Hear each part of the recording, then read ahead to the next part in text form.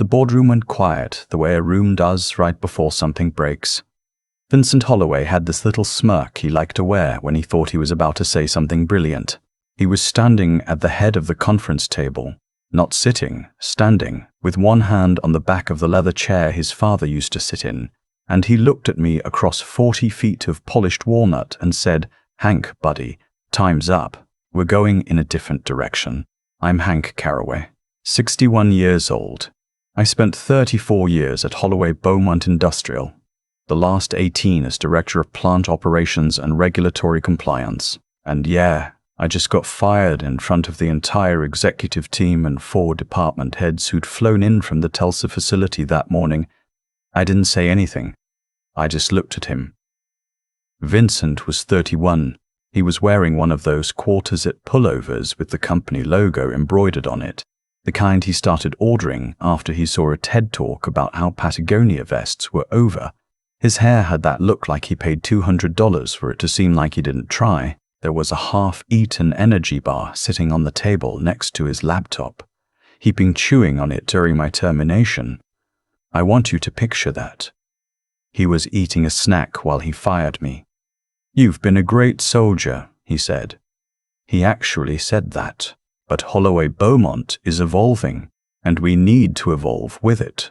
We can't keep paying premium salaries for analog thinking. Analog thinking.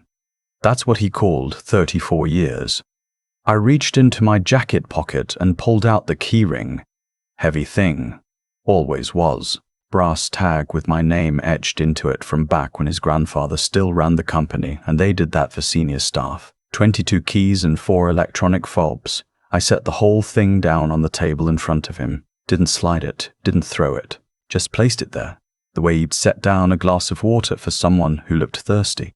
"Best of luck, Vincent," I said, and I walked out. I made it to the parking lot before my hands started shaking. Not from anger, from adrenaline, I think. The kind that hits you after the moment is already over. I sat in my F-150 for probably 10 minutes just looking at the dashboard, thinking about the morning I had left the house. My wife Linda had made me oatmeal. She'd packed me a turkey sandwich. She'd kissed me on the cheek and said something about the grandkids coming over Saturday. None of those things had any idea what was about to happen to them. But here's the thing Vincent didn't know. Here's the thing nobody in that boardroom knew, because Vincent had been the kind of executive who confused org charts with reality. Those weren't just keys. I pulled out of that lot and I drove. Didn't go home. Couldn't. I drove out to the Lake Road, the one that goes past the old Beaumont feed mill where the company started in 1957, and I parked at the boat ramp and I thought about what had just happened. Because I needed to be honest with myself before I called anybody. I was hurt. I won't lie to you. 34 years is a long time to give a place, and getting walked out by a kid who used to come to our family Christmas parties in footy pajamas. That stings in a way you don't understand until it happens. His grandfather, old Walter Holloway, had hired me out of community college in 1991. Walter taught me how to read a P&L statement on the back of a napkin at a Waffle House. Walter trusted me with the keys, literally, the day his second-in-command died of a heart attack and somebody had to keep the plant running. But Walter passed in 2009. His son Marcus took over, and we did fine.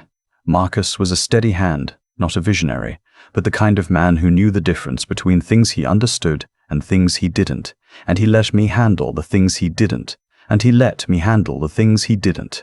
Marcus had a stroke last spring, mild one. He stepped back to focus on his health and his family, and the board, in their infinite wisdom, named Vincent interim CEO. Vincent had spent 4 years at a consulting firm in Chicago. 4 years. He came back to Holloway Beaumont talking about lean transformation and legacy debt, and started referring to the company as a platform. A platform. We make industrial filtration components for water treatment plants and chemical processing facilities. We are not a platform. We are a manufacturer with 3 production lines, 2 warehouses, and 412 employees in 3 states. I sat at that boat ramp for an hour. Then I called Linda. I told her what happened. She was quiet for a long time, and then she said, "Hank, you do whatever you need to do. I'm with you. That's the woman I married 38 years ago right there." Then I drove home, and I went into the garage, and I pulled down a banker's box from the top shelf above the workbench. The box hadn't been opened in maybe 6 years. Inside was a manila folder labeled HBI, Personal Documentation. And under that, 3 more folders, and under those, a black 3-ring binder I'd kept since 1998. That binder.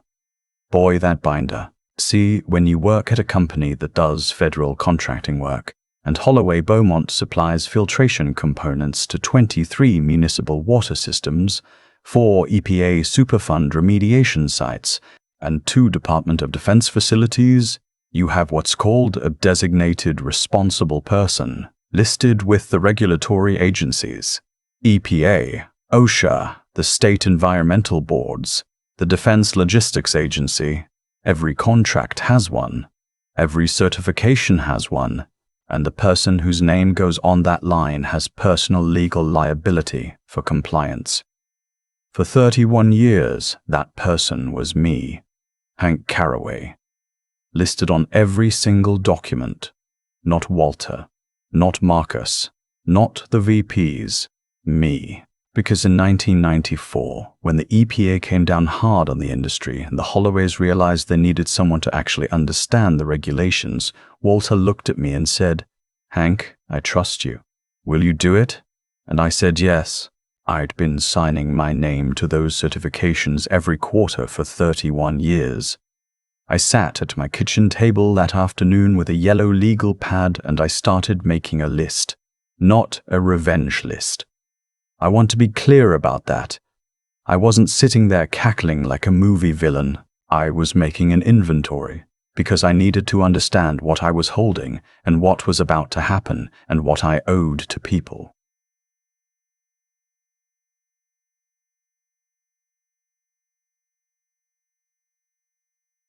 There were 412 employees at Holloway Beaumont. People I knew. People whose kids' names I knew. Sandra in accounting, whose daughter just started at OU. Big Mike on the second shift, whose wife had a cancer scare last year. The new kid, Tyler, who I'd been mentoring for 6 months because his father had died young and he needed somebody. They didn't deserve what was about to happen, but I also knew, sitting there with my legal pad, that what was about to happen was already in motion. Because Vincent didn't just fire me. He fired the legally designated responsible person for every active federal and state environmental compliance certification the company held, and he didn't transition any of it. He didn't even know there was anything to transition. So I made my list, and then I made my phone calls. Not to be cruel, to do my job one last time the way I'd always done it. The first call was to Janine Vaxigaro at the Region 6 EPA office in Dallas. Janine and I had been working together since 2003. She's the kind of federal employee people don't believe exists. Sharp, fast, doesn't suffer fools. She picked up on the second ring. "Hank, you're early. The Q4 self-cert isn't due till the 31st. Janine, I'm calling in a personal capacity. I need to formally notify you that as of today, I am no longer employed by Holloway Beaumont Industrial, and I am rescinding my designation as the responsible party on all EPA filings."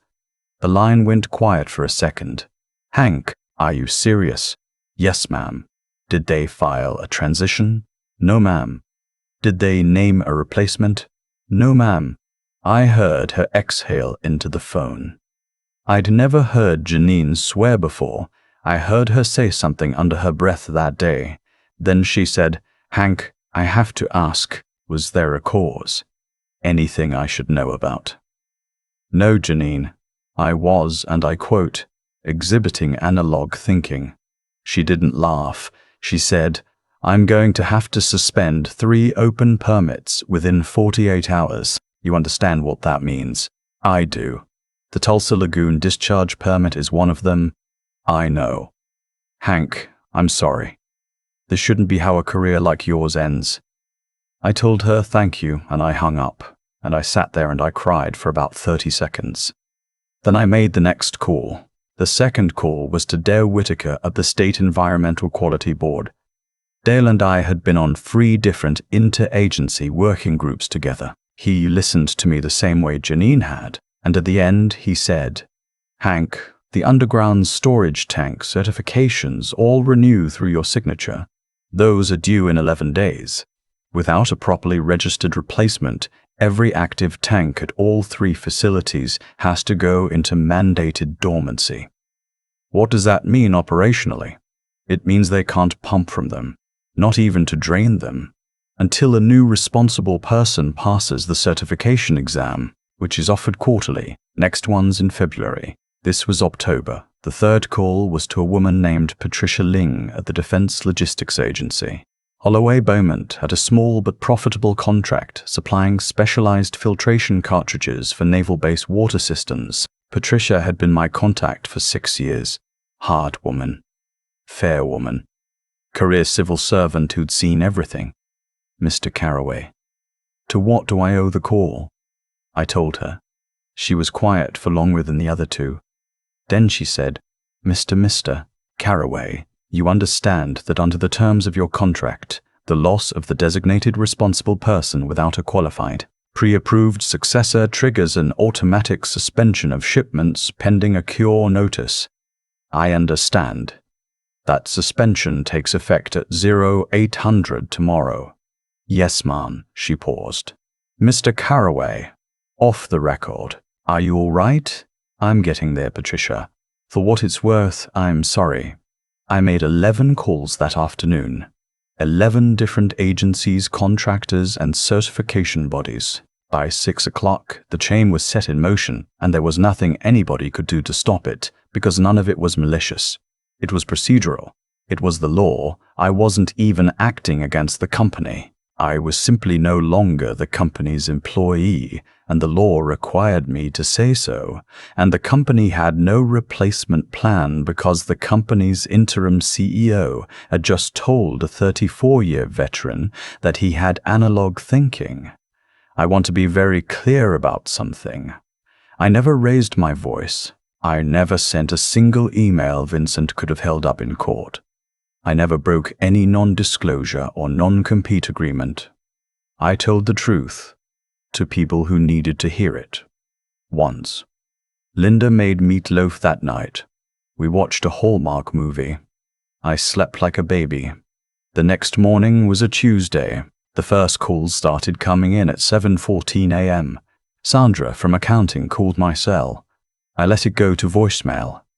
She left a message that said, Hank, I know you don't owe us anything, but I don't know what to do. The bank's wire transfer system is rejecting the payroll batch because the dual authorization signature isn't valid. They say it has to come from the federally registered compliance officer. Vincent says to override it, but I don't know how to override federal banking regulations. Hank, please. I felt that one. I really did. Sandra had 2 kids. Sandra didn't deserve any of this, but here's the truth I'd learned over 34 years. When you're the one who keeps the lights on, and the people in charge don't understand that, the only way they ever learn is to spend a few days in the dark. I let it go to voicemail. By 9 a.m., I had 31 missed calls. By 10, the local news had picked up that there were 200 employees standing in the parking lot of the main facility because the badge readers had locked down overnight when the federal authentication didn't refresh. Vincent had apparently driven up in his Tesla and tried to swipe his way in, and the whole system had read his badge as expired because he'd never been recredentialed under the new fiscal year, which I always handled in early October. Which I had not yet handled this October. The fire marshal showed up around 11 because somebody had told him there was an emergency.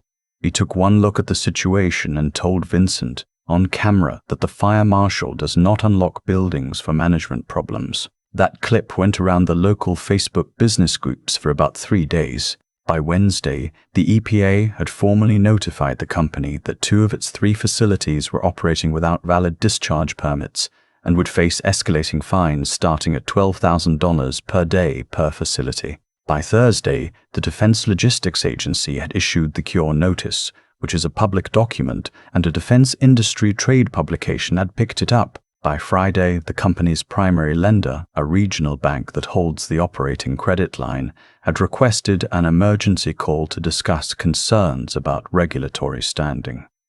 That's bank speak for "we are about to call your loan." Saturday morning, I got a phone call from a number I didn't recognize. I almost didn't pick it up. I'm glad I did. "Hank, it's Marcus. Marcus Holloway." I hadn't talked to him since he'd stepped back in March. "Hank, I just got back into town. I've been on the phone for 16 hours. Can I come over?" I told him to come over. He showed up 40 minutes later in a beat-up Suburban that looked like he'd driven it through a hurricane. He'd lost weight. Looked older than the last time I'd seen him. Linda made coffee. We sat on the back porch. Marcus said, "Hank, I owe you an apology that I'm not sure I have words for." I told him I appreciated that. He said, "I've been on the phone with the EPA, with the bank, with the DLA, with our auditors. The board met last night. We removed Vincent as interim CEO at 4 a.m. this morning. He doesn't know yet." I didn't say anything. He said, "Hank, I'm asking. I'm not even pretending I have the right to ask, but I'm asking if there is any version of you coming back, any title, any package. We will write the contract however you want it written. I will personally guarantee in writing that no member of my family will have authority over your role for the remainder of your career." I thought about it. I really did. I thought about Sandra. I thought about Tyler, the kid I'd been mentoring. I thought about Big Mike. I thought about 34 years and what they meant. And I told Marcus the truth. "Marcus, I appreciate this more than you know. I do. But I'm not coming back. Not because I'm angry. I'm not angry anymore. I'm 61 years old and I have grandkids, and I have a wife who packs me a turkey sandwich every morning, and I spent 34 years being the person who kept the lights on for somebody else. I think I'd like to see what it's like to keep the lights on for myself for a while." He nodded. He looked at his coffee for a long time. Then he said, "Will you consult? On a contract basis, just to help us through the transition, whatever rate you want. I'm asking as a friend, Hank, not as a Holloway." I told him I'd think about it. And I did think about it. And I did think about it. For about a week, and then I called my old buddy Russ Petroselli, who'd left a similar job at a chemical company 8 years ago and started his own compliance consulting outfit. Russ and I had lunch.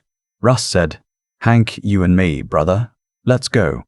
We started Caraway Petroselli Compliance Advisors in November. By January, we had 6 clients. By April, we had 14, and we'd hired 2 associates.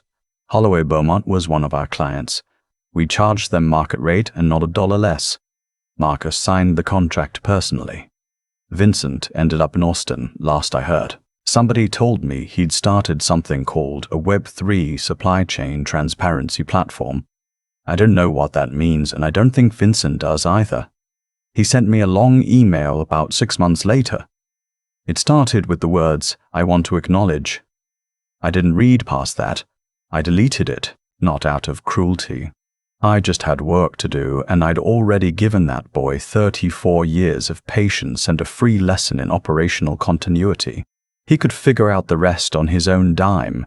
Now look, I want to tell you something because I know how stories like this sound when you tell them. They sound like revenge stories. And I understand why. But I want you to hear me on this. I never wanted to bring that company down. I love that company. I love the people in it. I sent Sandra a fruit basket the week after she got her payroll figured out. I bought Tyler a steak dinner and told him I was proud of him. Big Mike's wife is in remission, by the way, and we send a card every Christmas. What happened wasn't revenge. What happened was the natural consequence of a man who confused titles with knowledge, who confused energy with experience, who confused disruption with leadership. He fired the person who held the certifications, and the certifications walked out the door with that person, because that's how the law is written.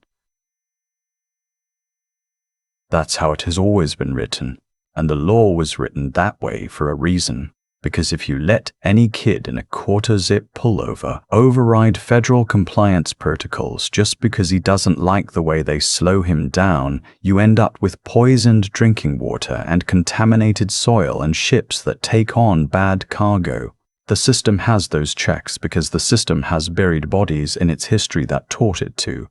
I didn't break the system. The system worked exactly the way it was supposed to work.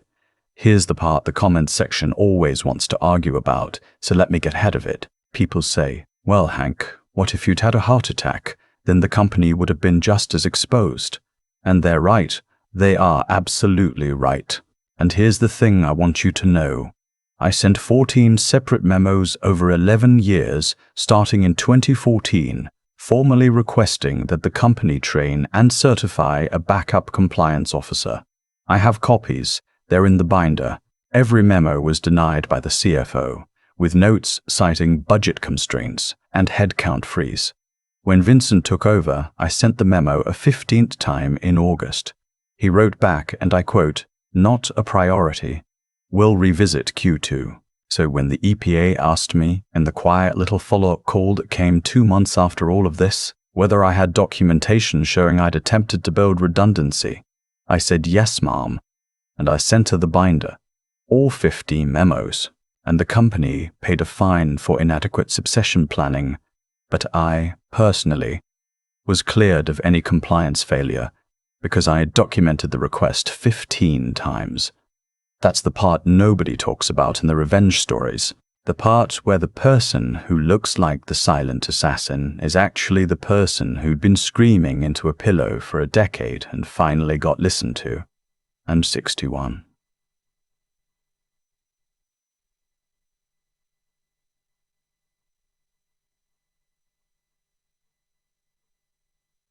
Though nigh bought a litter 5 years, probably. I fish on Saturdays. I've got 2 grandkids who think I hung the moon, and 1 more on the way.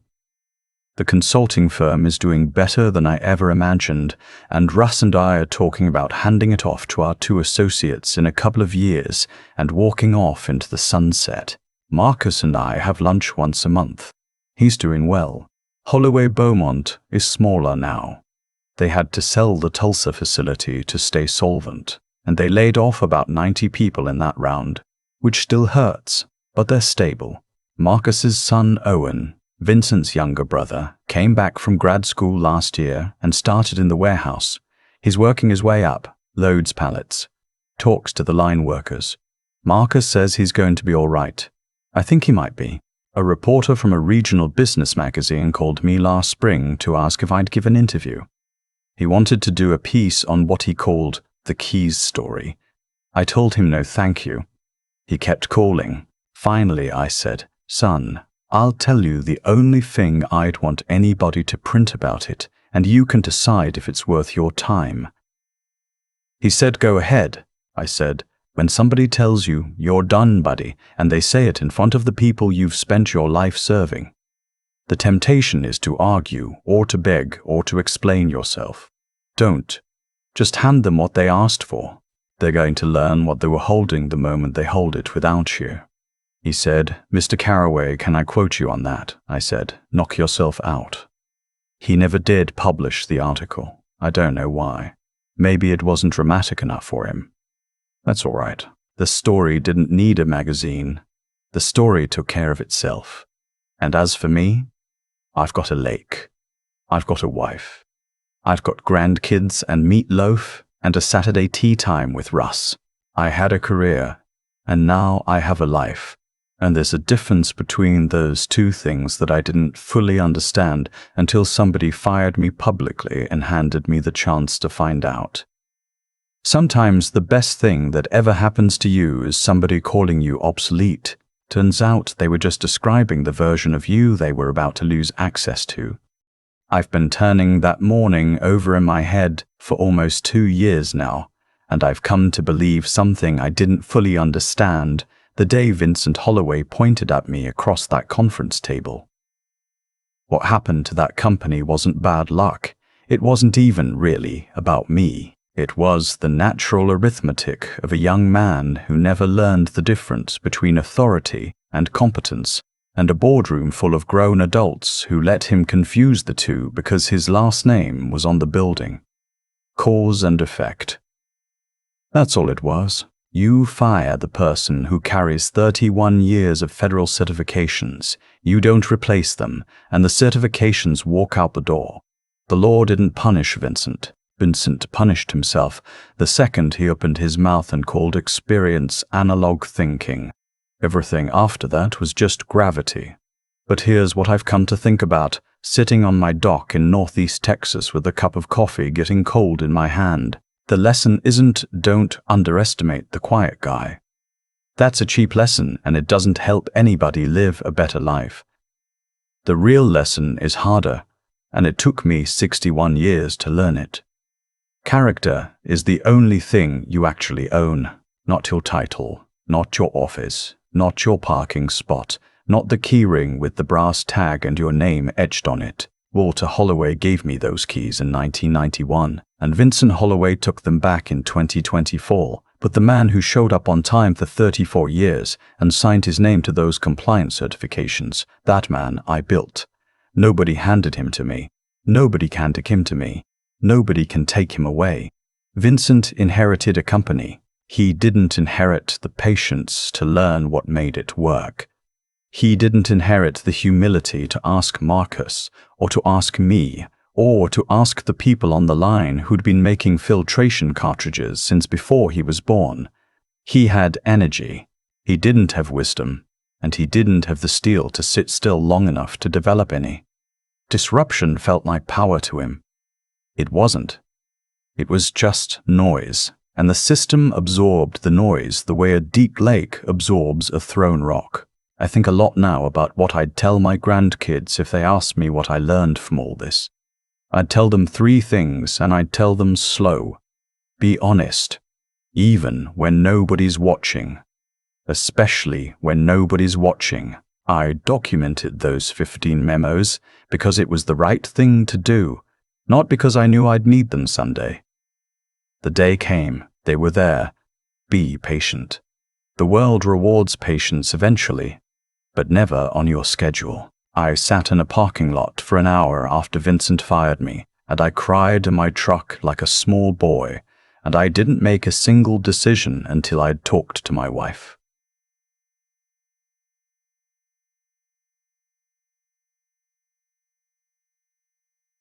That hour saved me from doing something I would have regretted, and keep building no matter what. Linda packed me a turkey sandwich the morning Vincent fired me. She's packed me one almost every workday since 1987. That's the real foundation. That's the thing the keys couldn't open and the badge readers couldn't lock. Whatever you build with the people who love you, that's the only kingdom worth running. Vincent took the keys. Linda kept the kitchen light on. I know which one mattered.